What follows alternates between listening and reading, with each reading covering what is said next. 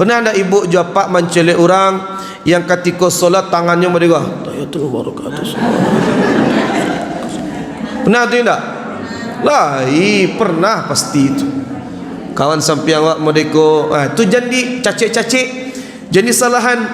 Orang yang solat mereka dalilnya ada. Itu mazhab Maliki, menggerakkan tahrikul asabi', menggerakkan jari ketika tasyahud akhir. Memang dalil mereka ada.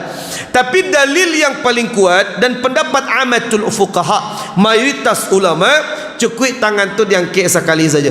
Asyhadu an la ilaha illallah wa asyhadu anna Muhammadan Rasulullah, sekali saja.